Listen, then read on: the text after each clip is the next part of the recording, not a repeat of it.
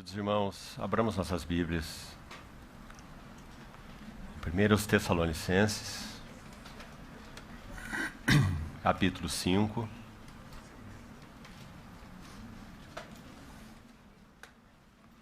Primeira epístola de Paulo aos Tessalonicenses, capítulo 5, verso 17.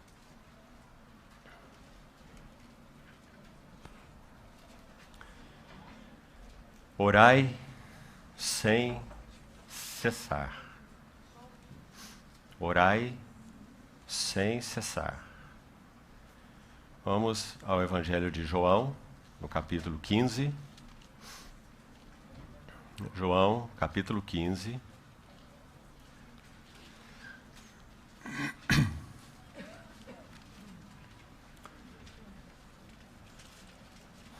Vamos ler os versos de 1 a 4. Eu sou a videira verdadeira, e meu pai é o agricultor. Todo ramo que estando em mim não der fruto, ele corta, e todo que dá fruto limpa, para que produza mais fruto ainda. Vós já estáis limpos pela palavra que vos tenho falado. Permanecei em mim, e eu permanecerei em vós.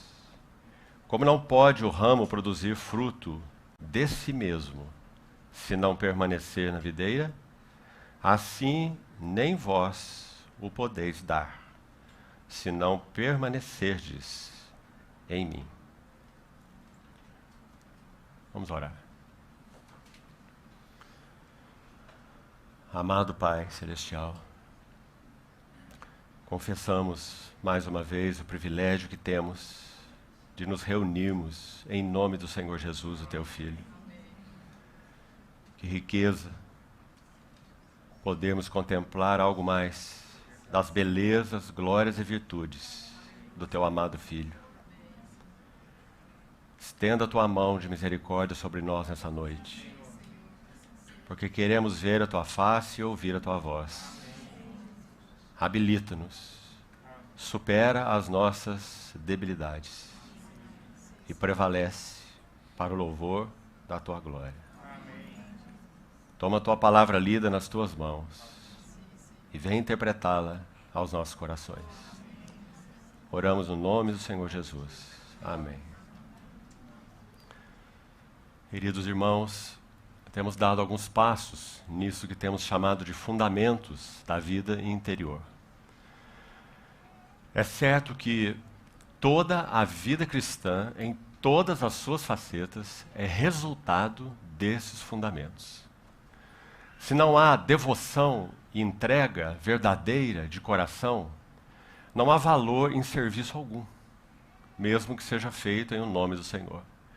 O nome do Senhor pode e tem sido usado de muitas e muitas maneiras inapropriadas. A fonte de todo serviço aprovado a Deus e por Deus é devoção. Raízes profundas nele mesmo. Quando falamos sobre fundamentos da vida interior, o que nós queremos dizer é que há elementos que são simplesmente indispensáveis para que nós possamos avançar no conhecimento de Deus e avançar no serviço a Deus, na utilidade a Deus, já que é claro para nós que nós fomos chamados dessas duas maneiras. Fomos chamados para pertencermos a Ele, para vivermos uma relação plena, intensa, profunda, inquebrável com Ele, e baseado nela, nós fomos chamados para servi-lo, sermos as suas testemunhas. Então, o primeiro passo que demos, nós chamamos, refletindo muitos santos do passado. Chamamos de solitude. E dissemos aos irmãos que solitude não é solidão. Solidão é estar com a ausência de pessoas, pura e simplesmente. Solitude significa uma busca deliberada por um lugar tranquilo para estar a sós com Deus e exposto à sua palavra. Então se isso é verdadeiro, então nós buscamos examinar no primeiro dia quais são os elementos principais, pelo menos, que seriam expostos no nosso coração na solitude. E se você se lembra bem, pelo menos para os que estiveram aqui, a solitude, então, necessariamente será um lugar de confronto. Porque nós carecemos desse confronto. Que a palavra de Deus venha confrontar muitas coisas que há em nós, que ofendem o Espírito Santo, e como nós fomos realmente criados para vivermos uma satisfação plena em Deus, então aquilo que ofende o Espírito Santo também não promove, nunca promoverá a nossa realização. Sempre isso será verdade. Então a solitude é um lugar de confronto. Nós buscamos esse lugar secreto e para que isso seja muito bem aplicado, nós temos que fazê-lo todo dia. Retirarmos-nos disciplinadamente, seja em que tempo for, de preferência pela manhã, antes que você vá se ocupar com o trabalho, porque se essa prática é exercida, nós temos então condições de carregar conosco o ambiente da solitude para todo o dia e os desafios dos relacionamentos e da vida diária. Então, solitude é um lugar de confronto. Solitude também, graças a Deus, é o lugar do encontro, onde realmente nós experimentamos o significado bendito de estarmos debaixo das suas asas. Aquele que habita no esconderijo do Altíssimo, à sombra do Onipotente, descansa. Ele diz ao Senhor, meu refúgio e meu baluarte, Deus meu em quem confio. Ele te livrará do laço do passarinheiro e da peste perniciosa, e cobrir-te-á com as suas penas. E debaixo das suas asas estarás seguro. A sua verdade é pavês e escudo. Nós experimentamos isso na solitude, expostos à presença de Deus, porque ela é também um lugar de encontro, graças ao Senhor. Então ela não tem apenas um aspecto, entre aspas, negativo, ou seja, nós seremos confrontados, mas ela tem a contraparte positiva, nós seremos encontrados pelo nosso bendito Deus. E qual é o resultado disso? O terceiro passo que demos aí, dentro do tema solitude no primeiro dia, é que então, por causa do confronto e do encontro, haverá transformação. E que transformação é essa? Nós experimentaremos aí onde somos confrontados, aí onde somos encontrados, nós experimentaremos o que é verdadeira liberdade. Lembram-se que compartilhamos isso? 1 Coríntios 9:19, Paulo disse assim, sendo livre de todos. Com a ideia de ir para fora de todos, para longe de todos. Dá uma ideia de alienação, não é? Quando pensamos assim. Mas ele vai acrescentar imediatamente, fiz-me escravo de todos. O princípio é, nós nunca podemos ser úteis a outros se nós não formos libertos deles. Compreende o que isso significa? Liberto de receber deles qualquer coisa, seja louvor, seja gratificação, seja uma contraparte. Ah, meus irmãos, quantas vezes nós oferecemos algo com a mão direita e a esquerda está aqui escondida atrás? Nós só não fazemos assim porque é muito feio, né? Te dou porque eu quero receber. Mas nós fazemos assim. Ela está preparada aqui para receber, diante do que foi dado, não é? Porque nós somos escravos dos outros. E, na verdade, escravos de tudo. Então, na medida em que somos confrontados pela palavra de Deus, somos encontrados pelo bendito Pai Celestial, que cobre-nos com as suas asas, nós somos transformados. Verdadeira liberdade. A liberdade tem dois aspectos principais. Ser liberto de, que envolve tudo aquilo que de alguma forma significa para nós cativeiro, mas o aspecto positivo dela é ser libertos para. Então, se nós não formos confrontados e libertos de, nós não somos livres para. Livres para Ele, livres para os irmãos, livres para servir independente de pessoas, circunstâncias, recompensas, ou seja lá o que for. O apóstolo Paulo e outros realmente experimentaram o significado disso. Sendo livre de todos, fiz-me escravo de todos. Que linda expressão e que importante princípio colocado aí. Então ore sobre isso, irmão. Pergunte ao Senhor. Senhor, em que aspectos eu sou escravo e dependente de coisas e pessoas? Nós falamos desde o primeiro dia. Nós precisamos fazer perguntas ao Senhor. Porque nosso Senhor não responde perguntas que não foram feitas. Então, depois, ontem demos um segundo passo. Graças a Deus, a solitude nos conduz, ou nos conduzirá, à quietude, ou ao silêncio do coração. E nós vimos que esse silêncio do coração é muito mais do que silêncio da boca. Porque a boca pode estar calada, mas o coração em convulsão. Então, o silêncio do coração é quietude. É encontrar um lugar de descanso debaixo daquele que nos cobre com as suas asas. E aí procuramos, então, mostrar aos irmãos e aplicar de maneira prática o que significa quietude. E qual a relação da quietude, até mesmo com oração, comentamos algo relacionado a isso, né? Estamos dando hoje o último passo. E vamos chamar esse passo de oração como uma vida de amizade com Deus. Meus irmãos, há muitos aspectos diferentes da oração. Então, prestem atenção aqui. Alguns santos do passado chamaram, por exemplo, um dos aspectos da oração de oração de autoridade. O que significa isso?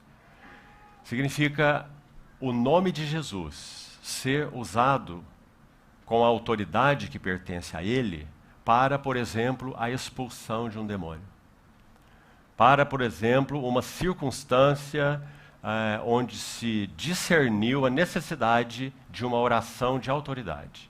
Alguns irmãos pregando o evangelho há muitos e muitos anos atrás, numa praça na Rússia, discerniram diante do Senhor.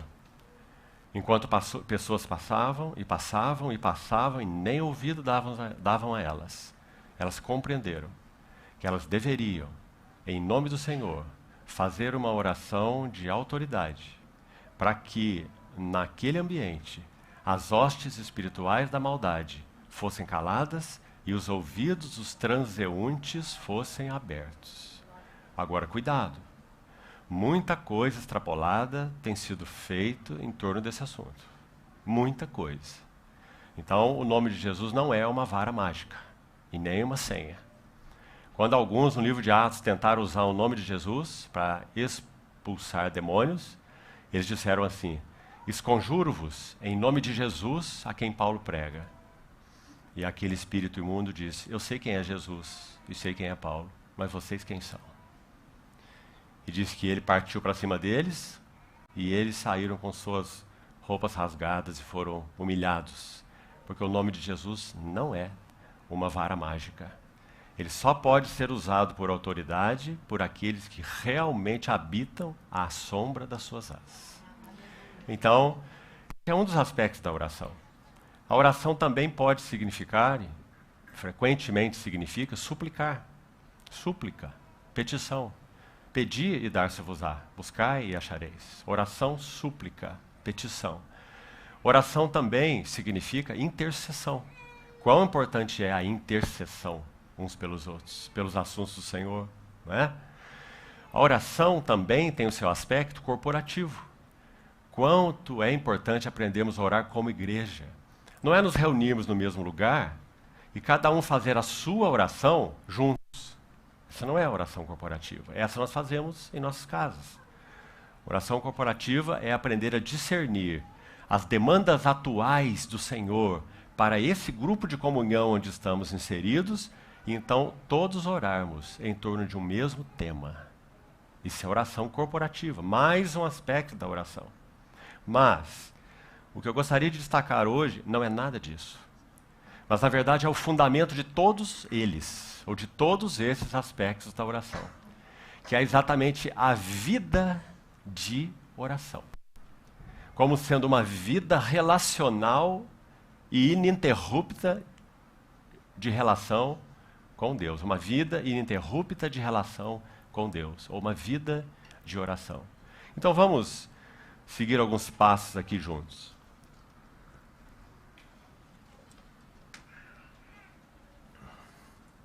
Um irmão do século XII, chamado Ricardo de Chichester, ele disse assim: 3 coisas te peço, ó querido Senhor, não mas negues antes que eu morra. Ver-te com mais clareza, amar-te com mais ternura e seguir-te mais de perto. Sabe, irmão, eu era um jovem quando li essa oração e ela ficou impregnada em meu coração. Vou repeti-la. 3 coisas te peço, ó querido Senhor, não mas negues antes que eu morra.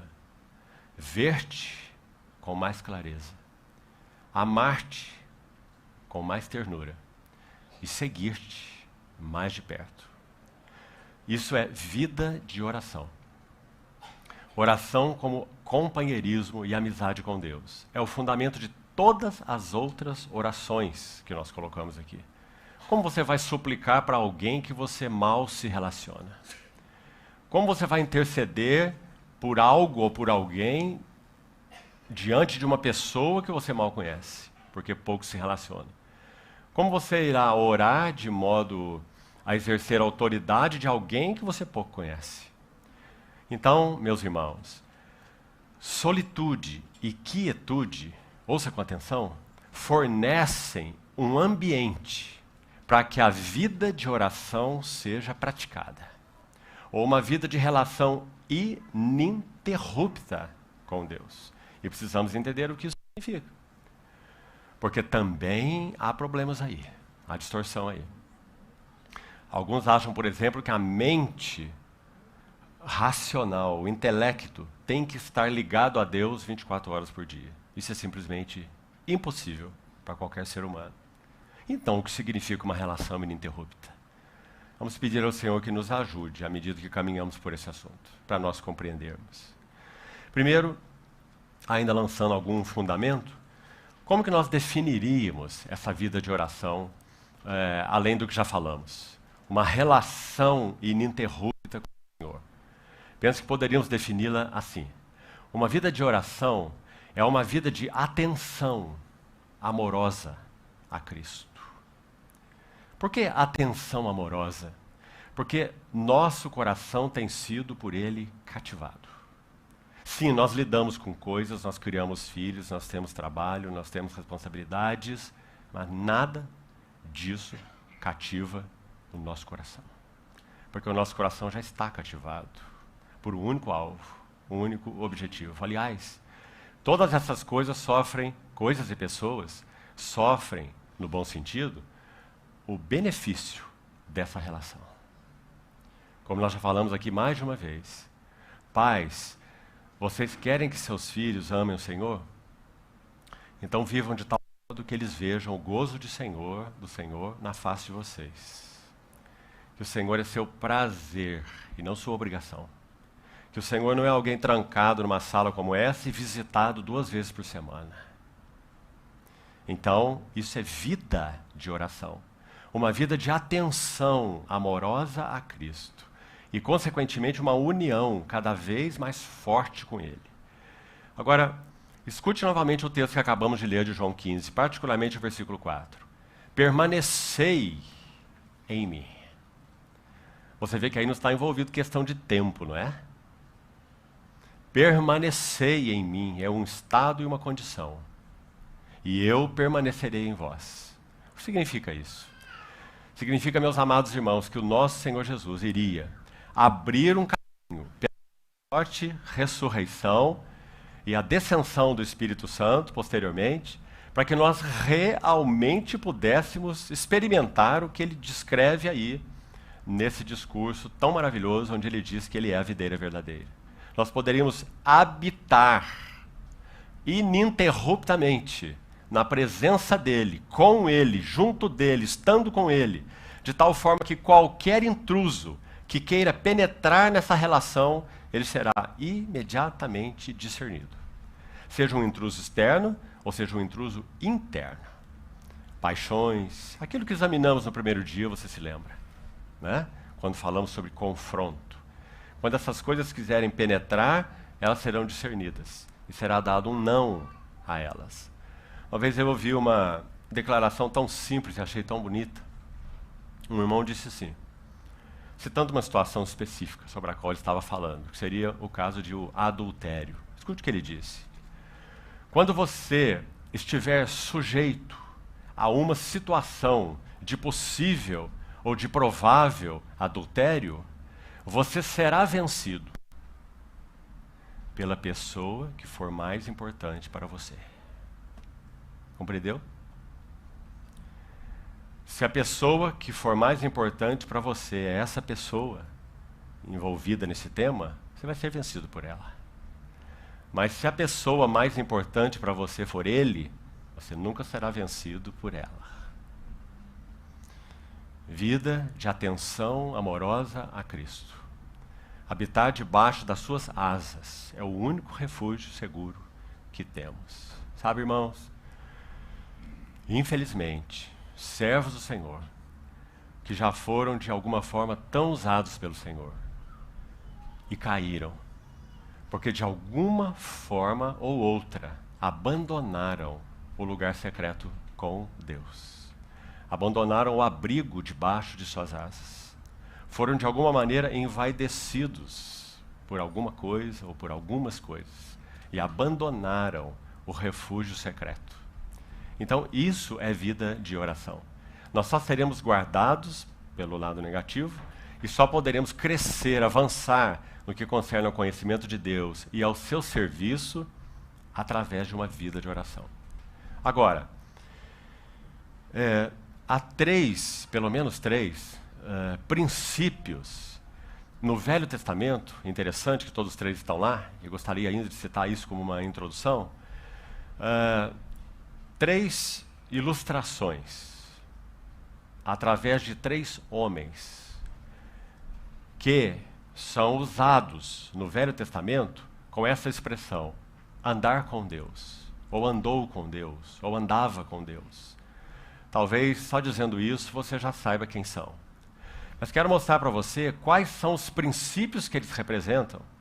E se nós, escute bem antes de citarmos os três e as implicações, se nós compreendermos o princípio envolvido na vida dos três, então nós compreenderemos o que é vida de oração. O primeiro deles, quem é? Citado na Bíblia, que andou com Deus. Enoque, Gênesis 5. Talvez você não precise nem abrir. Gênesis 5, de 21 a 24. É dito que Enoque andou com Deus. Aos 65 anos, ele gerou Metusalém e andou com Deus 300 anos. O princípio envolvido na vida de Enoque é claríssimo. Ele andou com Deus de tal forma que Deus fez o quê? Para si o tomou. Então é muito evidente que na vida de Enoque nós temos o princípio do arrebatamento. Eu vou repetir para os irmãos uma historinha que já contei aqui. Alguns vão se lembrar. Uma menina, adolescentezinha, pré-adolescente, foi a uma reunião da igreja e ouviu um irmão compartilhar a palavra sobre a vida de Enoque. E então, seus pais não foram à reunião da igreja. E retornando para casa, perguntaram a ela sobre o que aquele irmão havia compartilhado. E ela procurou reproduzir o que ela entendeu. E disse assim, o irmão compartilhou algo sobre a vida de um homem chamado Enoque, que andou com Deus. E o que eu entendi foi que ele foi andando com Deus até um momento em que Deus disse assim para ele, Enoque, agora você está tão longe de tua casa e tão perto da minha, que fique comigo. Ou seja, ela compreendeu tudo sobre a vida de Enoque. Enoque andou com Deus e Deus, para si, o tomou. Quanto mais nós andamos com Ele, mais nós somos desarraigados. Enquanto nós estivermos lutando com aquelas coisas que nos arraigam nesse mundo, nós vamos perder para elas. Porque são monstros muito mais violentos e fortes do que imaginamos. Mas à medida que formos aprendendo a viver uma vida de atenção amorosa a Cristo, os monstros serão expurgados. Porque eles não podem com Ele, eles podem conosco, mas não podem com Ele. Então, meus amados irmãos, esse é o primeiro princípio. Andar com Deus, no princípio da vida de Enoque, ou o princípio do arrebatamento, é um dos significados da vida de oração. Agora, queria mostrar algo para os irmãos dentro desse primeiro princípio. E já vamos citar os outros dois. Penso que isso seja tão importante que não precisamos correr com eles. Não podemos. Abra, por favor, o livro de Cantares. Esse livro magnífico do amor relacional do amado com a amada.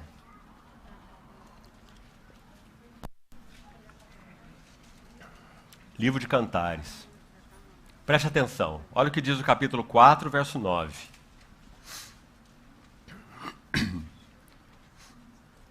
Enoque andou com Deus e Deus para si o tomou, o princípio do arrebatamento. Agora, em Cantares, capítulo 4, verso 9, é o noivo que está falando. Aliás, ele fala quase o capítulo todo. E se você olhar os versos anteriores ao capítulo 4, ou seja, o final do 3, você vai descobrir por que ele fala tanto assim no capítulo 4. Ele fala porque a noiva chamou a atenção das filhas de Jerusalém a respeito da beleza dele. Ela diz assim no capítulo 3, verso 11, contemplai ao rei Salomão com a sua coroa. Está vendo essa frase? Isso trouxe tanta satisfação ao coração do rei, do amado, que então ele vai dizer para a amada o que ela é para ele, no capítulo 4. Um capítulo magnífico. E nós vamos focar esse verso 9 por causa do princípio que estamos compartilhando na vida de Enoque. Então, por favor, olhe para a sua Bíblia e preste atenção. O que o noivo diz. Arrebataste-me o coração, minha irmã, noiva minha. Arrebataste-me o coração com um só dos teus olhares. Vamos juntos para o capítulo 6, verso 5. É um verso que vai trazer mais luz sobre o que acabamos de ler. Ouça com atenção. Capítulo 6 de Cantares, verso 5. Olha o noivo falando de novo, e dizendo assim, desvia de mim os teus olhos. Parece estranho essa frase? Tudo que o noivo quer é que a noiva olhe para ele, o contemple. Né? Em que sentido ele está usando a expressão desvia de mim teus olhos? Irmãos, é uma expressão do mais doce amor. Ele vai explicar assim, porque eles me perturbam. Eles acendem em mim algo que é à beira do insuportável. Agora, deixe-me dizer para os irmãos qual é o sentido da palavra perturbam na língua original. Para que então nós compreendamos esse princípio do arrebatamento que nós estamos falando aqui, sem o qual nós nunca poderíamos viver uma vida de oração. A palavra perturbam, nesse texto, significa, primeiro, incitam cruelmente. Incitar.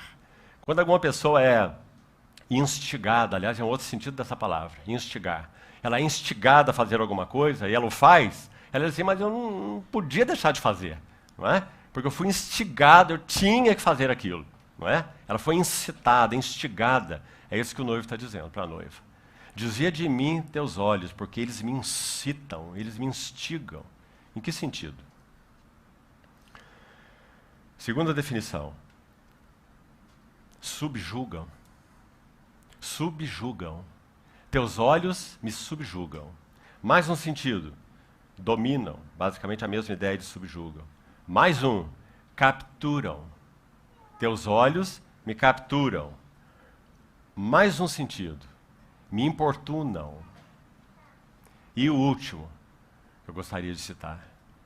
Me apressam. Pedro diz assim, que nós devemos não só esperar, mas nós devemos apressar a vinda do grande dia de Deus. Agora eu quero fazer uma pergunta aos irmãos. Na verdade, vou fazer uma declaração. E a declaração é a seguinte: antes que nós possamos ser arrebatados em direção a Ele, nós precisamos arrebatá-lo em direção a nós. Há uma absoluta necessidade que haja nessa terra olhos que incitam, que instigam, que perturbam, que capturam os olhos do nosso Senhor e que então o apressam. Para que antes que nós sejamos arrebatados a Ele, Ele tenha sido arrebatado a nós. O que Ele disse no capítulo anterior que nós lemos? Arrebataste-me o coração, minha irmã, noiva minha. Arrebataste meu coração com um só dos teus olhares.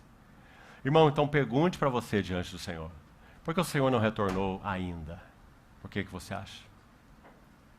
Ah, sim, você pode usar fatores naturais. É porque isso ainda não aconteceu, aquilo ainda não aconteceu, aquilo outro ainda não aconteceu.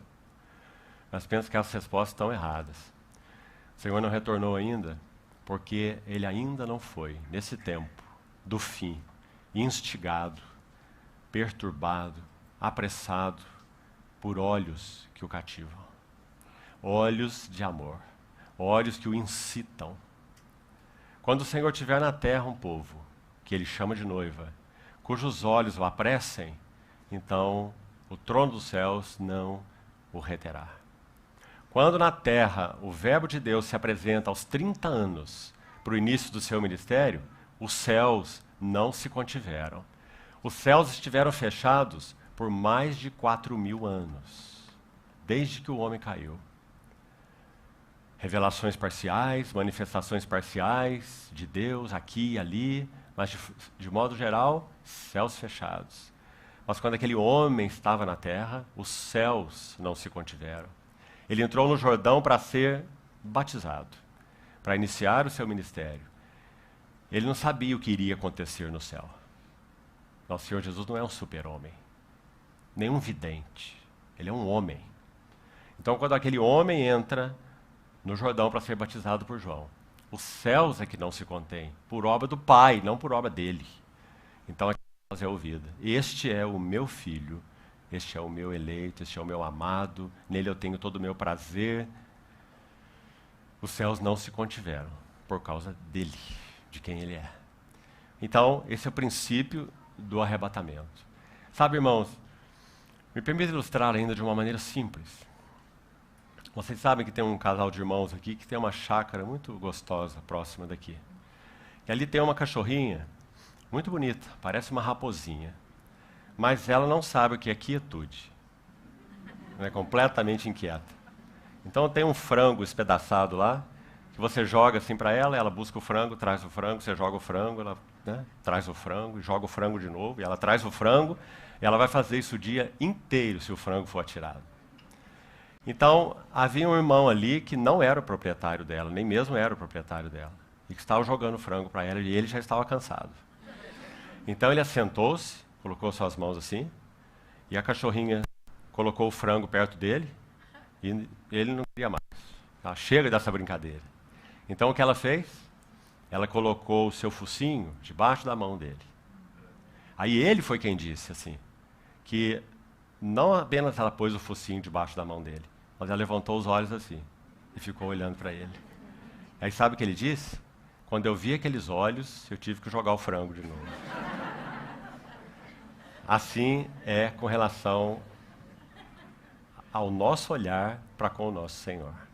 Olhos que instigam, olhos que perturbam, olhos que subjugam, de tal forma que o cansado irmão teve que jogar o frango mais uma vez. Irmãos, é isso que nosso Senhor aguarda de nós. Será que nossos olhares para Ele têm sido com essa qualidade? Tem perturbado a Ele, incitado a Ele, instigado, subjugado a Ele? Olhares que sem palavras dizem assim: vem, vem, Maranata, vem, Senhor Jesus. Meus irmãos, quanto mais as circunstâncias se apertarem, mais nós experimentaremos o significado da bendita obra da misericórdia de Deus. Sabe por que as situações têm que se apertarem? Primeiro, a igreja não tem lugar no mundo. Não tem. A tolice de muitos de nós é acharmos que tem. A nossa pátria está nos céus. Não está na terra. Não está no seu negócio. Não está nas coisas onde você tem posto seu coração. Não está. Nossa pátria está nos céus, de onde também aguardamos o Salvador, o Senhor Jesus Cristo, vai dizer Paulo, Filipenses 3:20, o qual transformará o nosso corpo de humilhação para ser igual ao corpo da sua glória. Então, meus irmãos, que o Senhor continue falando mais ao nosso coração sobre esse tema, essa questão do arrebatamento. Quando nós ouvimos essa palavra, pense na sua história. Arrebatamento. Sabe qual é a primeira coisa que você pensa? Se você estiver conversando com alguém, por exemplo, qual a sua posição? Você é pré-tribulacionista? Você é pós-tribulacionista? Você é do arrebatamento parcial? Ah, que infelicidade, meus amados irmãos. O que o Senhor deseja é encontrar olhos agudos que o instiguem, o perturbem e o apressem. Para nós, que fosse hoje. Mas na verdade é para Ele que fosse hoje. Mas Ele ainda aguarda. Então, graças a Deus, a vida de oração incessante despertará em nós, vida de oração como amizade com Deus, despertará em nós um verdadeiro maranata, um verdadeiro desejo pelo nosso Senhor Jesus. O segundo princípio também, você sabe onde está. Quando a Bíblia descreve Noé. Gênesis capítulo 6, no verso 5. Diz que Noé era um homem justo diante de Deus e que Noé andava com Deus. Então, se Enoque exemplifica o princípio do arrebatamento e tudo o que envolve, né? Noé exemplifica o princípio da separação. Muito, muito claramente. Né? Noé andava com Deus e então ele foi separado quando todo aquele juízo de Deus foi derramado sobre a terra. Ele foi guardado e aquelas 8 pessoas, então, preservados na arca. Princípio da separação. Por que nós estamos, então, aplicando essas coisas? Que fique muito claro. Porque é a vida de oração, o andar com Deus, a vida de amizade com Deus, a vida de relação ininterrupta com Deus, que então trabalhará em nós o princípio do arrebatamento. Paulo chega a dizer assim: se alguém não ama ao Senhor Jesus, seja anátema, maranata. Lembra-se? Olha a conexão que ele fez. Se alguém não ama, ele não diz assim, se alguém não crê. Poderia ter dito, mas não foi o que ele disse. Ele está indo além, não é? Ele não disse se alguém não serve ao Senhor Jesus, seja anátema. Ele disse se alguém não ama ao Senhor Jesus, seja anátema. Ponto. Maranata. Porque aquele que ama diz maranata. Aquele que ama não diz, Senhor, espere um pouquinho mais, porque olha, estou indo aqui tão bem, vai dar tudo certo, né? Vai melhorar, vai prosperar, aquela porta vai abrir, aquela coisa vai acontecer, estou quase casando, estou quase terminando meu curso, estou quase sendo promovido. Não é? Infelizmente. Então, meus amados irmãos, que o Senhor traga mais realidade disso para os nossos corações. Enoque, o princípio do arrebatamento. Noé, o princípio da separação para Deus. Separação. Se há algo que o cristianismo professa, esse é o cristianismo professo dos nossos dias. Mas graças a Deus, como sempre, Ele irá preservar um remanescente fiel para si. E nós precisamos estar diante do Senhor com essa oração em nosso coração. Senhor, guarda-me para que eu esteja entre esses. Apocalipse os chama de aqueles que não se contaminaram, que são castos, que guardaram seu coração para Ele. Não é essa a realidade que o Senhor busca em nós, meus amados irmãos? Então, o último exemplo do Velho Testamento. Você também sabe quem é. Abraão. Quando o Senhor se revela a Abraão, particularmente no capítulo 17, aí já há uma jornada pregressa de Abraão com o Senhor. No capítulo 17 de Gênesis, ele vai dizer assim: eu sou o Deus Todo-Poderoso, El Shaddai. Essa palavra Shad, no hebraico, significa seio. E a palavra El Shaddai significa o Deus que amamenta, o Deus que supre. Porque Abraão estava num período muito, muito delicado. Até mesmo um fruto da carne tinha sido produzido. Não é? Então, ele disse para Abraão, anda na minha presença. E Abraão exemplifica o que então? Na sua história e jornada com o Senhor? O princípio da amizade com Deus. Não lembro exatamente se o fizemos aqui, mas vários irmãos daqui participaram em outro lugar. Uma vez no passado, estudamos as 11 visitas do Senhor a Abraão. 11 visitas. Desde Ur, dos caldeus, até a última visita em Moriá. De Ur a Moriá. Quando Abraão era apenas um idólatra no meio dos idólatras, o Senhor o visitou lá em Ur. E levou Abraão até Moriá. Moriá significa visível ou testemunho. Então Abraão foi trabalhado de tal forma de glória em glória, que no Monte Moriá ele foi capaz de dar não um testemunho, ele foi capaz de dar o testemunho. E qual é o testemunho? Oferece-me ali o teu único filho, Isaque, a quem amas. A figura mais maravilhosa do Velho Testamento sobre a oferta do Senhor Jesus na cruz do Calvário. Então Abraão foi tornado uma testemunha por causa das visitações de Deus a ele. E por que Deus nos visita? Nosso irmão, quando abriu essa reunião, estava falando de visitação de Deus pela sua graça, que Ele está nos concedendo nesses dias. Não foi o que nosso irmão disse? Por que Deus nos visita? O objetivo de Deus ao visitar-nos, seja individual ou seja coletivamente, é um só.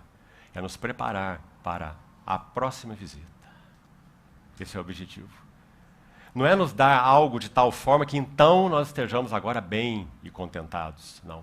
É nos preparar para a próxima. Ele nos visita e visita, visita e visita. Até onde? Até o pleno testemunho. Isso é o que ele busca. 11 visitas e 4 altares marcaram a vida de Abraão. Então, meus irmãos, em suma, esse é o significado de vida de oração. O princípio do arrebatamento, o princípio da separação, tão importante, separação para Deus, uma igreja murada, Neemias, a vinha concebe, há tantas figuras lindas na Bíblia sobre essa questão de separação, e finalmente uma vida de amizade com Deus, exemplificada em Abraão. Se você ainda não o fez, estude a vida de Abraão. Lembre-se, ele é o pai de todos que creem. O que o Senhor trabalhou nele é um modelo do que Ele quer fazer em nós. Então, colocando isso inicialmente. Agora, eu gostaria de compartilhar, mesmo que panoramicamente, 5 efeitos da oração como amizade com Deus. Então lembre-se, sem uma vida de atenção amorosa a Cristo, uma vida de relação ininterrupta com Ele, não há nenhuma outra expressão de oração que possa ter qualquer significado. Nem uma oração de autoridade, nem uma oração de intercessão, nem uma oração de súplica, nem uma oração corporativa, porque não parte de uma vida de atenção amorosa a Cristo, de uma relação ininterrupta com Ele. Então, me permita colocar para os irmãos esses 5 efeitos, e vocês podem levar isso para o seu lugar secreto, para orar ao Senhor a respeito. Número 1. Quanto mais avançamos na vida de oração, mais nós teremos uma correta, adequada, sublime apreciação de Cristo.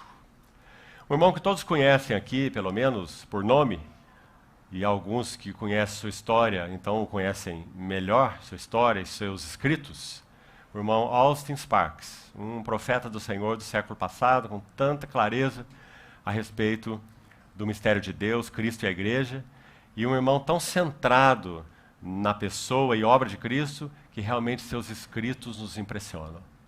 Então, esse irmão disse assim: uma das maiores tragédias da igreja é quando as verdades de Deus se tornam familiares e conhecidas. Parece estranha a frase? Parece que tudo que nós queremos é que as verdades se tornem familiares e conhecidas, né? O que ele quis dizer? O que ele disse com essa frase? que nós começamos a considerar o santo como comum e o sagrado como ordinário. Comum. As verdades de Deus são conhecidas. Já sei tudo sobre isso, já ouvi tudo sobre isso. Minha biblioteca está cheia de livros sobre esse assunto. Cansei de ouvir mensagens sobre isso, não é? Mas não há impacto em nossos corações. De alguma maneira, aquela coisa que ouvimos não nos revelou as glórias da pessoa e obra de Cristo. Então ele disse assim: qualquer mensagem que você ouvir, qualquer livro que você ler, qualquer missão que estiver aí diante de você para ser, entre aspas, avaliada, a única pergunta que precisa ser feita, e a pergunta determinante é: quanto de Cristo está envolvido ali? Quanto de Cristo há ali? É só isso que importa. Porque, irmãos, quanto menos de Cristo há, mais coisas, movimentos e etc. vai acontecer. Porque, na verdade, a natureza espiritual é igual à física, ela não suporta o vácuo. Quando nós vamos perdendo de vista o nosso glorioso Cristo, no vácuo espiritual nós não ficaremos. Outras coisas vão penetrando e tentando ocupar o lugar dele. Liturgias, estratégias, movimentos. Agora vamos fazer isso, agora vamos fazer aquilo. A Assembleia se torna um laboratório, né? Vamos ver o que dá certo, o que não dá certo, o que funcionou lá, vamos aplicar aqui, porque funciona lá, dessa maneira. Não é? Você vê essa ideia de chamada igreja em células? Isso foi um molde, foi aplicado em determinado lugar, e hoje ele alcançou o país todo. Não é? E veja os resultados, de modo geral, quais são. Porque, meus irmãos, o bezerro de ouro foi feito em molde. Não há como você fundir ouro e o ouro virar um bezerro. O bezerro de ouro foi feito em molde, porque o ouro foi fundido. Mas o candelabro de ouro não foi feito com moldes. Era um talento de ouro talhado com martelo e cinzel. Você vê a diferença? Os dois são ouro. Só que a obra de Deus é feita com martelo e cinzel. O trabalho da cruz. Mas a obra de imitação do inimigo é feita com moldes. Pense sobre isso. Então, o primeiro efeito da oração como amizade com Deus. Uma tremenda apreciação de Cristo será instalada em nosso coração. Uma tremenda apreciação de Cristo. Nosso irmão também disse no início da reunião quão significativo foi o tempo que o Senhor nos concedeu nessa manhã. Não é? Aí a pergunta é, por quê? Por quê? Nós ficamos melhores nessa manhã? Você veio talvez mais preparado? Talvez, você até tenha vindo mais preparado, ou pelo menos mais desejoso. Né? Mas por que o Senhor nos concedeu algo? Porque Ele foi apreciado. Quando Cristo é apreciado, oh, meus irmãos, quem o aprecia em primeiro lugar é o Pai dele. É o Pai Celestial. Quando Ele é apreciado por nós, o nosso coração está unido ao do Pai dele. E o nosso Pai Celestial. Então Ele concede a nós parte, porque o todo ia nos exterminar. Nós não suportaríamos. Mas Ele concede para nós um pouco do gozo que Ele, Pai Celestial, tem no Filho dele. Quando nós apreciamos o mesmo objeto, com O maiúsculo, o mesmo objeto que o Pai aprecia, então o Pai concede aos apreciadores um pouco da apreciação que Ele próprio tem por esse objeto. Santo, o Filho, a pessoa dele. Compreendeu? Ele compartilha conosco essa apreciação. Que coisa mais maravilhosa. Não é emoção, não é sensação, não é produção, promoção, não são louvores especiais que foram cantados. É o Pai compartilhando o quanto Ele ama o Filho dele. E como Ele tem prazer naqueles que têm prazer no Filho dele. Porque o Filho dele é o Filho do seu prazer. Meus amados irmãos, que o Senhor conceda mais disso para nós. Não percamos esse foco. O inimigo vai fazer de tudo e das maneiras mais sutis para desligar o nosso coração do Filho, colocando outras coisas no lugar dele, usando a Bíblia, usando ensinos, usando movimentos, usando tudo, desde que nos distraiamos da apreciação do Filho. Então, me permita ler 2 textos sobre isso. Salmo 27. Primeiro efeito, então, da oração como amizade com Deus. uma tremenda apreciação de Cristo. Salmo 27 diz assim, verso 4.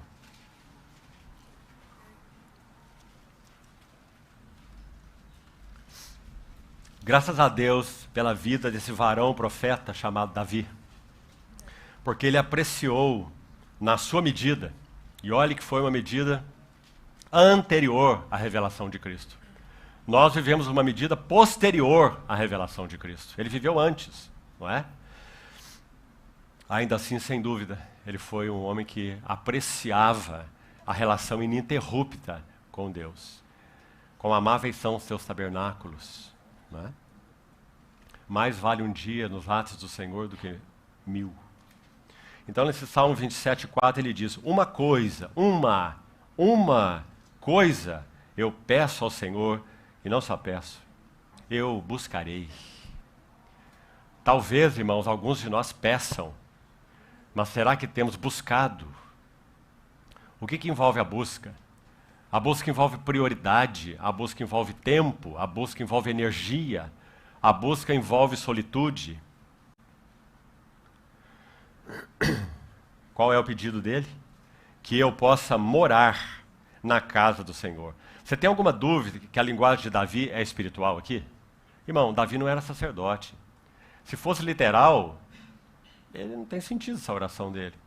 Ele não podia entrar na casa do Senhor e exercer o serviço sagrado, no templo, a casa, literal, física do Senhor, não é? Ele não tinha nenhuma parte ali. Então é claro que ele está falando de uma experiência espiritual. Habitar na casa do Senhor todos os dias da minha vida. Para quê? Para contemplar a beleza do Senhor.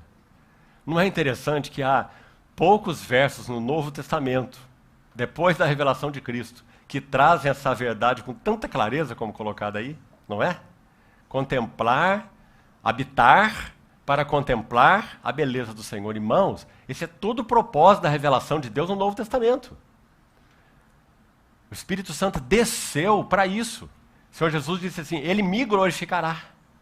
E ele vai apresentar para vocês tudo que eu sou e tudo que eu fiz. Ele vos ensinará. Ele vai chamar a atenção de vocês para mim e para as minhas glórias. Ele me glorificará. Então, habitar, morar, contemplar a beleza do Senhor e meditar no seu templo. Duas palavras juntas, contemplar e meditar, duas artes perdidas na nossa geração. A nossa geração não sabe nada do que é meditar, não sabe nada do que é contemplar. Só pela misericórdia do Senhor podemos aprender essa arte perdida, espiritualmente falando. Então vamos levar isso diante do Senhor. Senhor, eu quero ser alguém que medita. Comece a praticar isso e continue até que o Senhor venha no seu quarto secreto, na solitude. E você vai ver, irmão, que à medida que você avançar nisso, você vai carregar a solitude dentro de você como quietude. Você vai se envolver com as coisas normais do dia, mas seu coração está em silêncio, debaixo de suas asas. Você pode estar fazendo o que for, você tem uma relação direta, ininterrupta com Ele. Ele está te ensinando, Ele está falando, Ele está consolando. E a tribulação vem, bate na casa e Ele está ali. E as luzes do mundo brilham e acendem e Ele está ali. Guardados debaixo das suas asas. A apreciação de Cristo. Salmo 45, outro salmo maravilhoso. Salmo 45, 2, diz assim. Há também um cântico com essas palavras. Salmo 45, mais um salmo didático, masquil. Salmo 45 diz assim, de boas palavras transborda meu coração, ao rei consagro que compus, minha língua como a pena de um habilidoso escritor. O que então? O que esse habilidoso escritor tem para dizer? Tu és o mais formoso dos filhos dos homens. Dos seus lábios se extravasou a graça, por isso Deus te abençoou para sempre. Destacamos só esse verso, leia todo o salmo. A apreciação de Cristo. Primeiro efeito da vida de oração. ou da vida de amizade com Deus, ou da vida de uma relação ininterrupta com Deus. Segundo, restauração integral do coração. Por que nós não colocamos isso lá no tema solitude? Porque é na medida que o nosso coração pratica a solitude, encontra o lugar do confronto e então do encontro, quanto mais isso é consistentemente praticado, então o nosso coração será plenamente restaurado. Nós não viveremos uma dicotomia. E, meus irmãos, a coisa mais danosa para um cristão, observe aqui, o mundo não sabe o que é isso. Sabe por quê? Ninguém que não pertence ao Senhor tem duas naturezas. Quem não pertence ao Senhor tem apenas uma natureza. É a natureza carnal, do homem natural. Mas quem pertence ao Senhor tem duas naturezas, não é?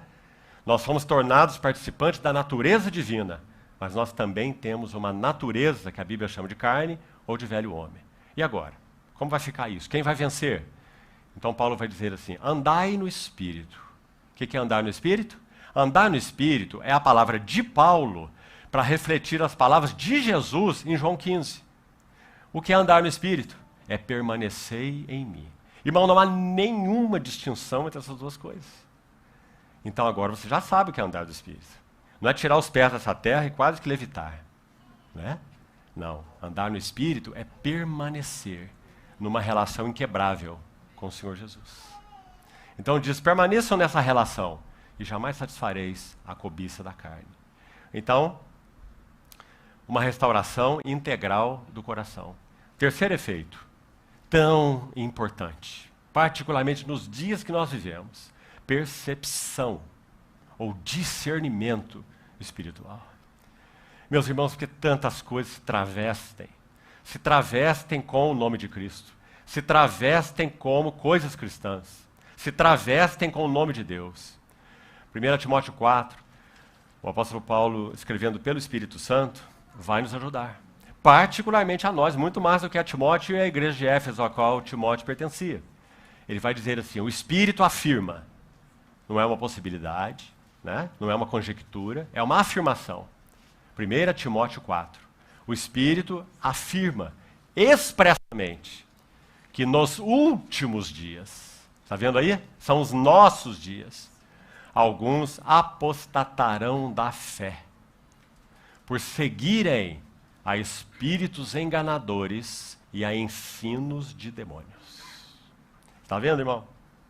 Aí a pergunta, onde esses espíritos enganadores e onde esses ensinos de demônios estão? No mundo?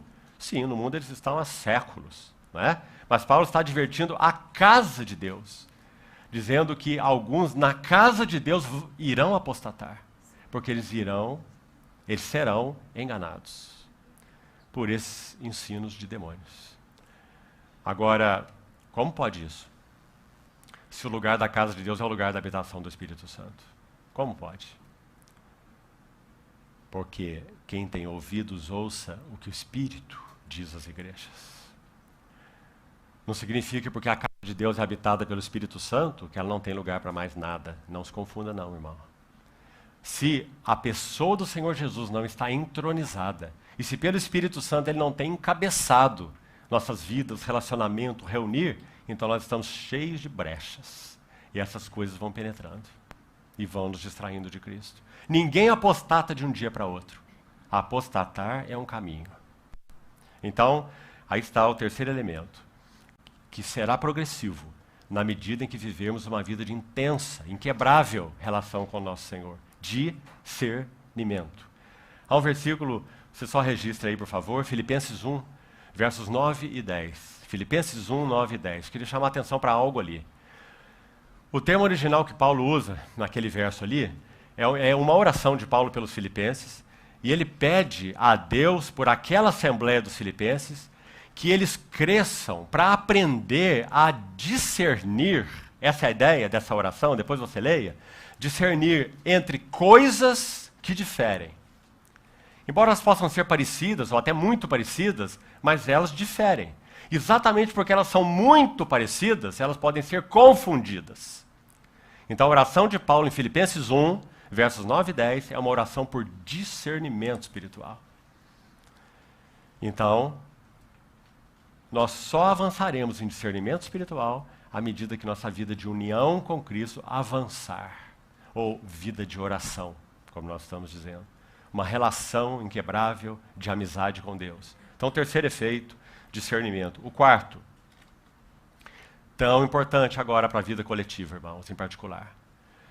A vida de oração, a vida de amizade com Deus nos dará um equilíbrio entre solidão, e agora não é solitude, é solidão mesmo, escute com atenção, solidão e comunhão. Porque se nós não aprendemos a viver uma vida a sós, nós nunca poderemos viver uma vida de comunhão.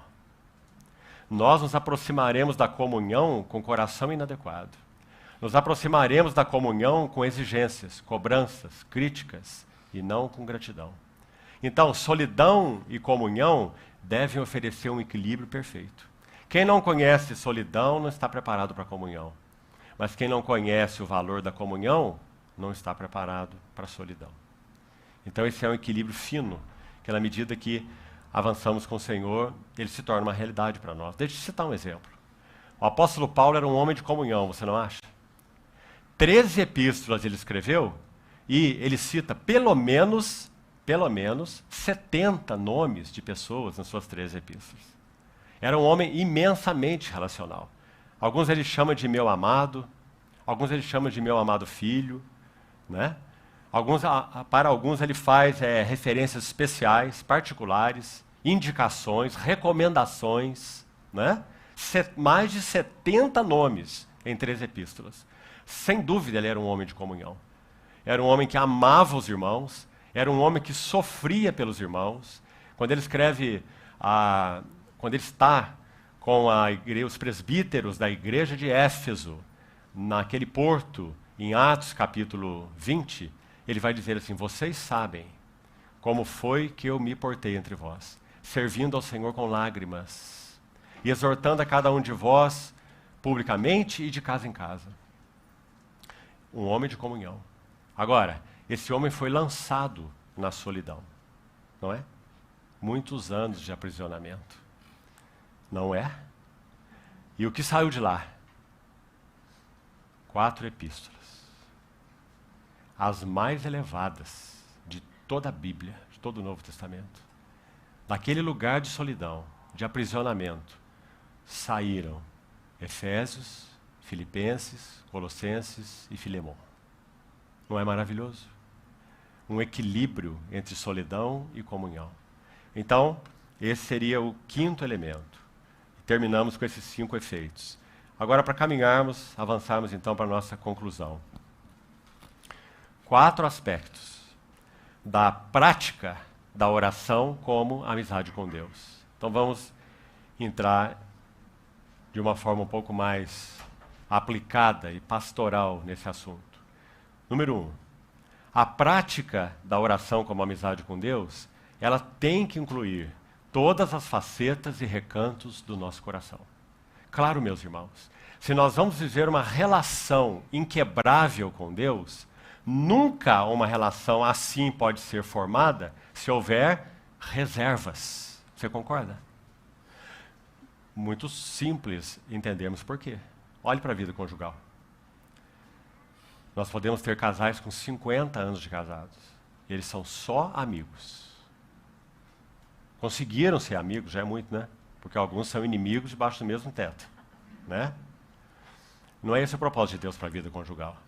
O propósito de Deus para a vida conjugal é e tornar-se-ão os dois um. Esse é o princípio dominante da vida conjugal. Mas como tornar-se os dois um? Sem que haja uma exposição das vulnerabilidades, não é? Sem que as facetas da vida interior sejam alcançadas. E assim na nossa relação com o Senhor. Então, que sejamos encorajados, meus irmãos. Não corra de Deus, não corra dele com as suas mazelas. Corra para ele com as suas mazelas. Porque ele é o único capaz de lidar com elas. Você se lembra uma figura que usamos também já aqui outras vezes? Quando você tem um jardim e ali tem uma rocha, quando você olha de fora, ela está ali ornamentando o jardim, flor do lado, paisagismo, aquela coisa tão bonita. Mas se você virar a pedra, o que tem debaixo? Vermes. Normal. Eles moram ali, são os vermes da terra. Eles fazem até o seu trabalho, não é? Mas não deixam de ser vermes. Ninguém gosta, né? Mas eles estão vivendo muito bem ali, porque eles estão sem luz. Então, espiritualmente falando, o Senhor não nos pede para lidarmos cara a cara com os vermes do nosso coração. Ele pede que nós levantemos a pedra e que deixemos a luz brilhar. Porque esses vermes não suportam a luz, eles são vermes das trevas. Você lembra que quando o Senhor foi chamar Lázaro de volta, o que ele disse antes? Tirai a pedra. Sabe, irmãos, sem dúvida, isso exemplifica um princípio espiritual.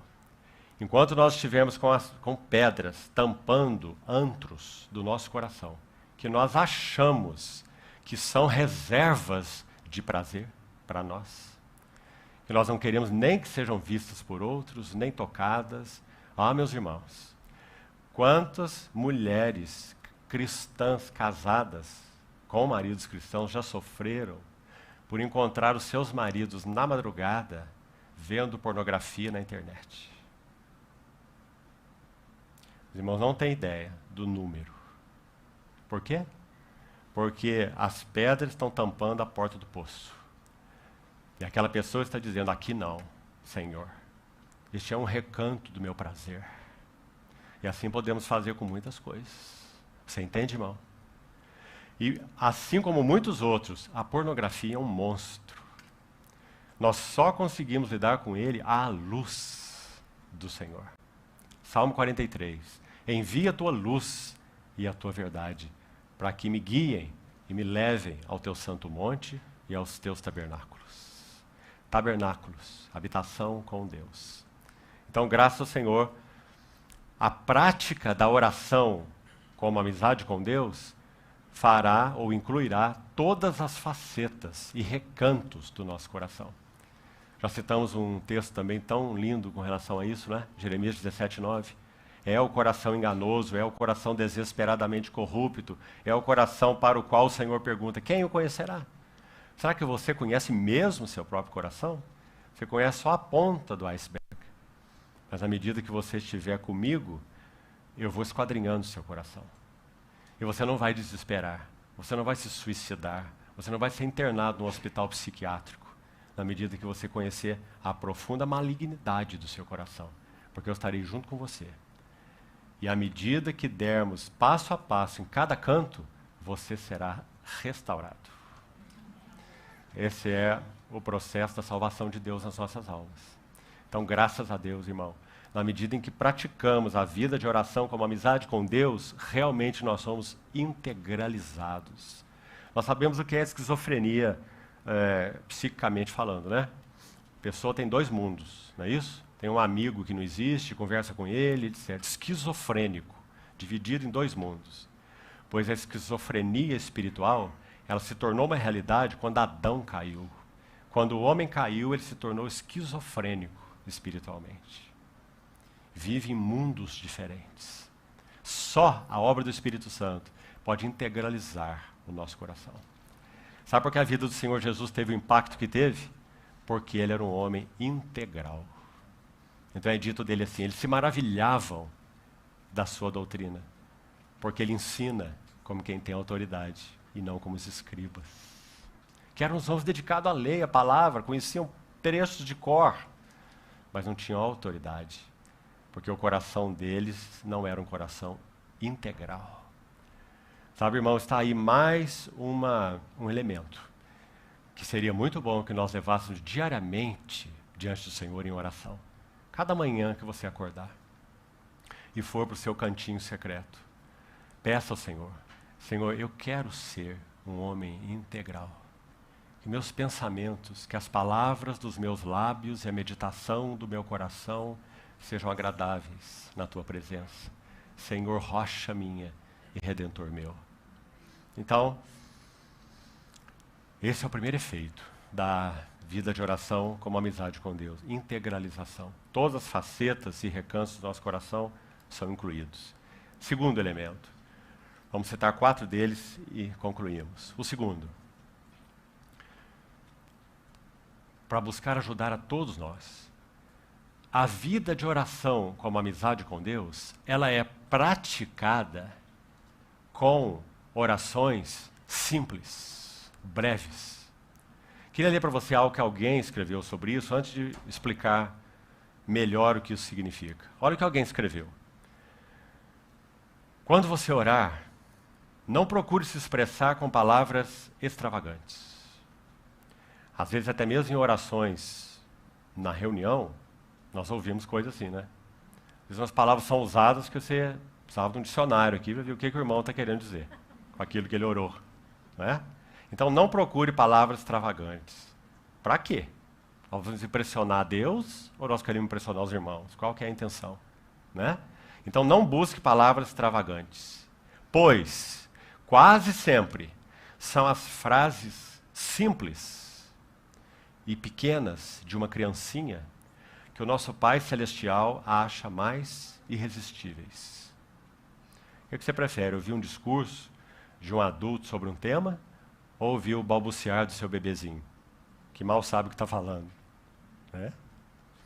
Ele continua assim: não se esforce muito em falar, para que a busca por palavras não distraia sua atenção da oração. Não é muito prático? Você vai para o seu lugar de solitude. Em primeiro lugar, você tem que entender que você não foi para falar, você foi para ouvir. Ouvir o Senhor através de sua palavra, ouvir o ensino da unção interior, não é? Mas, quando for falar, não busque por palavras que lhe distraem a atenção da própria oração. Isso parece como cheirar um incenso, né? É verdadeiro no louvor, a mesma coisa. Quando nós oferecemos algo ao Senhor, nossas palavras de admiração, de apreciação, de adoração, elas são para Ele. Elas não são para ser aspiradas por nós. Se nós estamos num ambiente de louvor, de adoração, e nós mesmos estamos absorvidos com o significado daquilo que estamos oferecendo a Deus, então isso é estranho para o Senhor. Porque o incenso é para Ele. E nós só temos o gozo desse ambiente de adoração por consequência, como já explicamos. Porque o coração de Deus está agradado, está satisfeito, Ele compartilha conosco algo da sua satisfação. Compreendeu a diferença, irmão? E a mesma coisa com relação à oração. É um perigo nós nos apaixonarmos pela nossa própria voz e nos apaixonarmos pelas nossas próprias palavras quando nós estamos orando. Então, esse irmão ainda disse algo mais. Uma única frase nos lábios de um publicano, qual foi a frase dele? Ele batia no peito e dizia: Senhor, sê propício a mim, um pecador. Uma única frase nos lábios de um publicano foi suficiente para que ele alcançasse misericórdia. Pense nisso.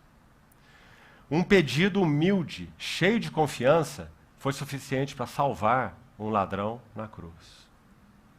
Não é? Não foi uma longa oração elaborada. A tagarelice na oração subjuga a mente a fantasias, devaneios e dissipação. Muito importante. Particularmente quando estamos juntos. Nós devíamos aprender coletivamente a fazer orações simples e breves, tocando a impressão espiritual que o Senhor trouxe ao nosso coração. Nós chegamos a fazer oração que explica a Bíblia para Deus, não é? Então, tagarelice na oração. Mais um elemento ainda do texto. Por sua natureza, são as palavras simples que tendem a concentrar a atenção. O professor sábio sabe disso. Quanto mais tagarela ele for, mais ele bagunça tudo que ele quer ensinar para os seus pupilos. Quanto mais direto, simples, objetivo, claro ele for, mais eles aprendem. Né? Assim é na oração. E, terminando o texto, olhe que lindo, irmão. Quando você encontrar gozo ou contrição em determinada palavra da sua oração, pare, nesse ponto. Entendeu o que esse irmão quis dizer? Porque, de modo particular, e isso é tão frequente, graças ao Senhor, o Espírito Santo reforça notas quando nós estamos orando. Porque, meus irmãos, quando nós estamos orando, nós não estamos ensinando nada para Deus, nós queremos aprender dele. Nossas orações fluem daquilo que nós não somos. São as respostas dele que nos fazem ser o que nós somos. Das profundezas, clamo a ti, Senhor. Então, na vida de oração, seja na solitude ou seja na vida de amizade com Deus, na vida de oração, quando nessa relação uma nota foi destacada pelo Espírito Santo, pare naquele ponto, porque ele quer te falar algo sobre aquilo que foi tocado. Ele é que puxou essa ficha e ele quer que você se mantenha ali. Ele vai falar algo sobre aquilo ali. Então pare. Você não tem que seguir com a oração elaborada. A sua oração não tem que ter princípio, meio e fim. Não é? Quando você relaciona com a sua esposa, é assim? Sua conversa com a sua esposa, todos os momentos tem princípio, meio e fim? Não. É uma relação, uma troca de comunicação, de sentimentos, de partilha. Por que não é assim com o nosso Deus e Pai? Não é? Então, oração é uma vida de relação com Deus. Agora, estamos concluindo. Terceiro elemento, de imenso valor. Aprender a orar as Escrituras. Meus amados irmãos, orar as Escrituras é uma das coisas mais lindas que nós podemos fazer. Porque quando nós usamos nossas próprias palavras, elas tantas vezes se mostram tão inadequadas. Mas quando você se coloca na solitude, com algo que o Senhor destacou no seu coração, da palavra, e você vai orar as Escrituras, então você está orando a palavra de Deus. Sabe o que o Espírito Santo faz? Ele amplia o significado, a profundidade espiritual daquilo que você está orando. Você sabe que santos do passado entenderam que isso era uma verdadeira prática, não sabe? Não sabe? Sim. Orar as Escrituras. Por isso eles enfatizavam tanto o fato de encher, tocar no seu coração a palavra, que aliás, não foram eles, é o que a Bíblia ensina. Habite ricamente, ricamente, não é em conta-gotas, não é uma porçãozinha aqui, outra porçãozinha ali. É habite ricamente em vós a palavra de Cristo.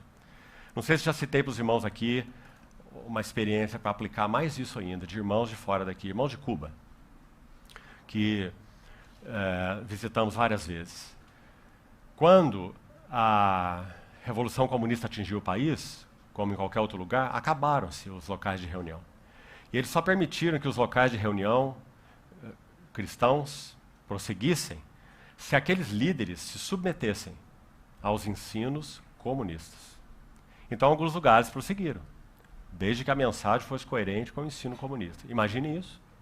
Então, alguns líderes, pastores, aceitaram isso. E algumas assembleias continuaram, então, abertas. Então, aí vem o Senhor. E o Senhor agiu dentro de uma universidade, levantando ali uma irmã e sua mãe. Sua mãe abrindo a sua casa e aquela irmãzinha, uma universitária na época.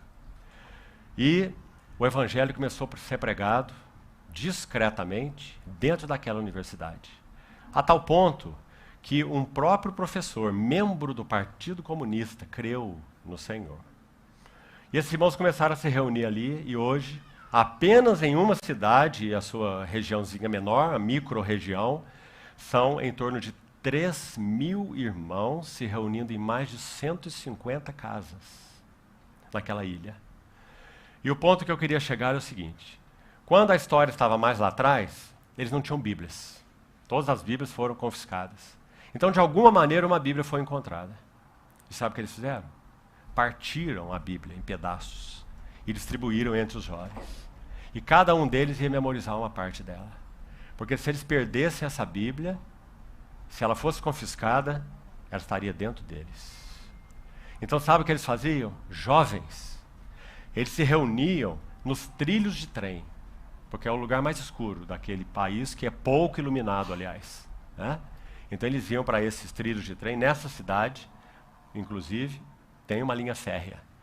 E eles iam para lá à noite, para estarem bem escondidos, e eles iam compartilhar, recitar ouvir e falar as Escrituras. Meus amados irmãos, nós não sabemos, mas poderão vir dias em que nós não mais teremos esse livro nas nossas mãos. Mas se ele está em nosso coração, ninguém o pode tirar de lá. Nós continuaremos a nos alimentar dessas palavras. Então,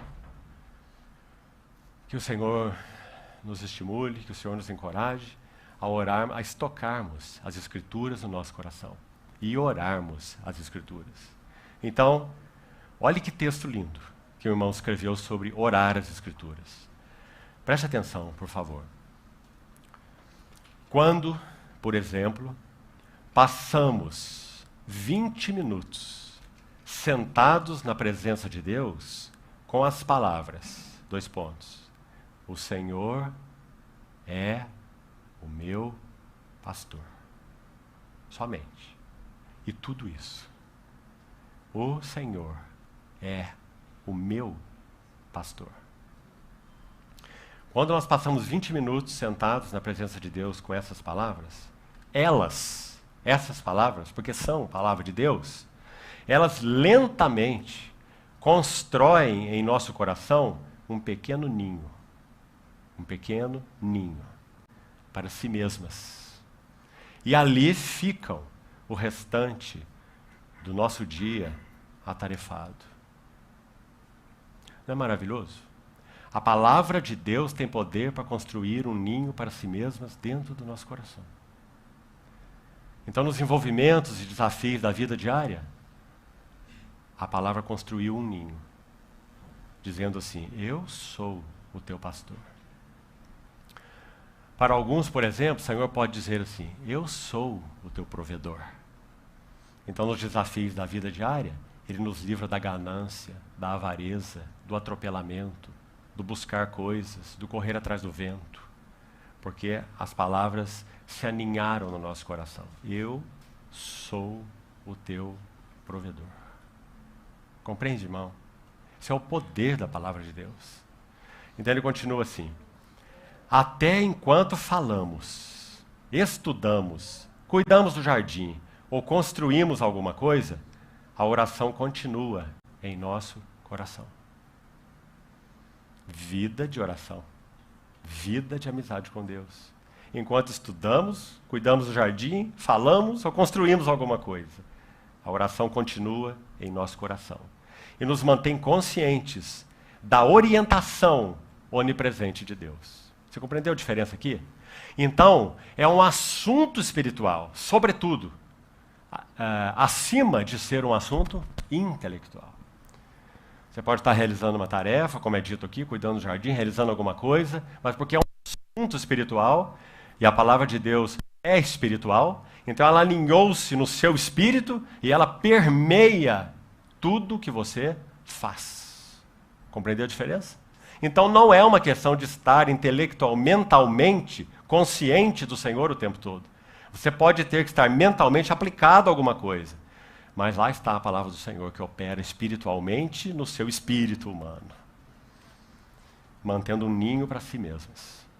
De tal modo que os desafios vêm e encontram o quê? O Senhor é o meu pastor e nada me faltará. E aí ele conclui assim: o exercício agora, então, não é dirigido para uma percepção mais profunda do que significa chamar a Deus de nosso pastor. Não é uma análise do versículo, o Senhor é meu pastor, o que isso significa, né? Não é aí que está o foco.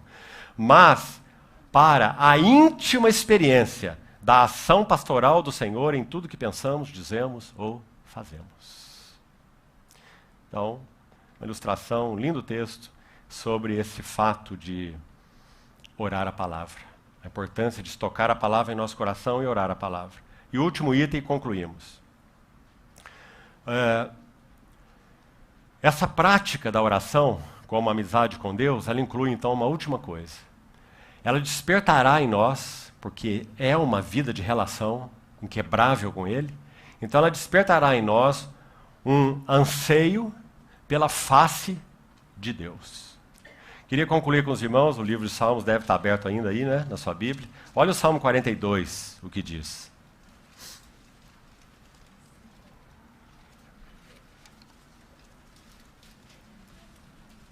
Salmo 42. É outro masquil, outro salmo didático, agora dos filhos da cruz, os filhos de Coré. E é dito assim: como uma corça suspira pelas correntes das águas, assim por ti, ó Deus, suspira a minha alma. Sabe, irmãos, vamos parar aqui um pouquinho. Essa expressão é muito linda para cânticos.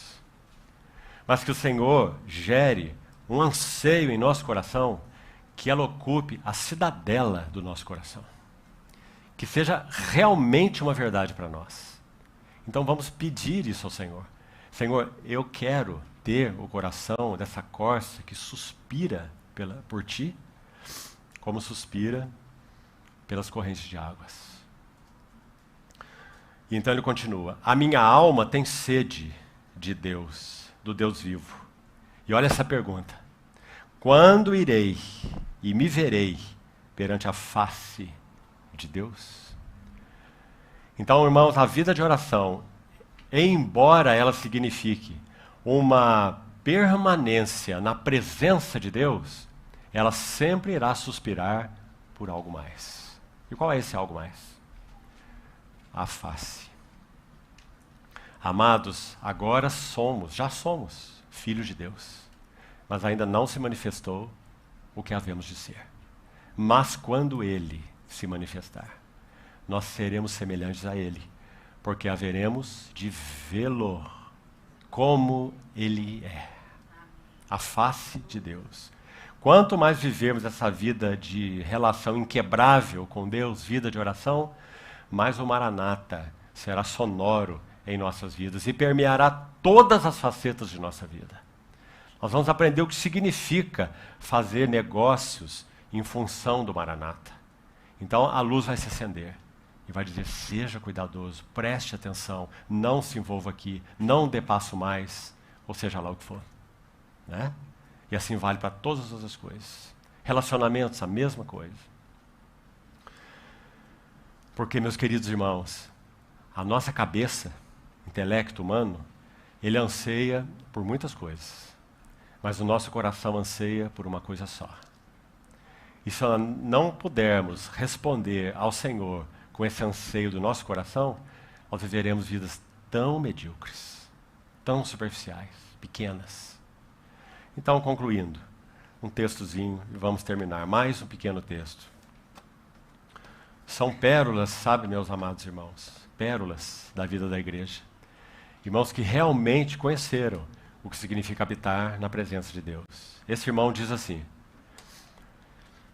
ó Senhor, pensar sobre Ti, estar fascinado por ideias e por discussões teológicas, sentir-me empolgado com histórias sobre espiritualidade e com pensamentos e ideias a respeito da oração e da meditação, tudo isso pode ser meramente uma expressão de ganância, como se fosse um desejo louco por alimentos, por posses ou por poder. Muito verdadeiro. Tem pessoas que são gananciosas por poder e por posses. Tem outras que são gananciosas por especulações, conhecimento, divagações, discussões. A cada dia eu vejo novamente que só Tu podes me ensinar a orar. Lembra que os discípulos pediram para o Senhor? Porque viram a vida dele, a vida de oração, de relação inquebrável com Deus que ele vivia. Eles disseram para ele: Senhor, ensina-nos a orar. A cada dia vejo que só Tu podes me ensinar a orar. E só Tu podes me permitir habitar na Tua presença. Não é estar aqui ou ali, é habitar na Tua presença. Nenhum livro, nenhuma ideia, nenhum conceito e coisa nenhuma poderia fazer com que eu me aproximasse de Ti. A menos que Tu permitas que esses instrumentos tornem-se um caminho para Ti. Isso inclui a própria Bíblia. Não é a Bíblia em si que vai nos levar à presença de Deus, mas ela é, sobretudo, o caminho, porque são as palavras de Deus, para nos conduzir à presença imediata de Deus. Então, meus amados irmãos, vamos concluir por aqui. Solitude, silêncio do coração, quietude e oração incessante. Orai sem cessar. Que o Senhor nos ajude a compreender esses princípios na presença dEle, porque nós os carregaremos em tudo o que nós fizermos. E nada terá valor se essas coisas não forem aprendidas. Só agitação. Vamos concluir orando juntos, entregando isso ao Senhor.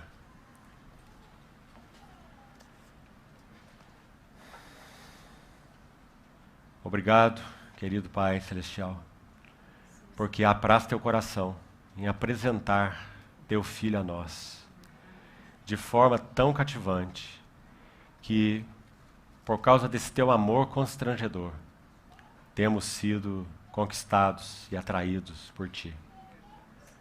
Obrigado, porque realmente não há nada, ninguém como Tu. Abre os nossos olhos para que Te vejamos com mais clareza, Te amemos com mais ternura e Te sigamos mais de perto. Nesses dias tão confusos, difíceis e desafiadores que vivemos, pedimos ao Senhor que estenda suas asas sobre nós. Guarda os Teus santos, os Teus fiéis. E, Senhor, nos ensina a habitar à sombra das Tuas asas. Senhor, dá a nós um intenso pela Tua palavra e, sobretudo, um apreço inigualável pela pessoa do Senhor. Sê conosco, Senhor, de tal forma que o Senhor todos os Teus rivais, competidores no nosso coração. Obrigado porque o Senhor é poderoso para nos guardar de tropeços e nos apresentar imaculados diante da Sua glória. Louvado seja o Teu bendito nome. Guarda nossas vidas pessoais, mas também guarda as assembleias aqui representadas. Senhor, queremos ser para Ti, não um palácio de Caifás, mas uma Betânia. Guarda-nos, Senhor, guarda-nos como um fiel testemunho para o Teu nome. Glorifica-Te em nós, assim Te pedimos, muito agradecidos, em nome do Senhor Jesus. Amém.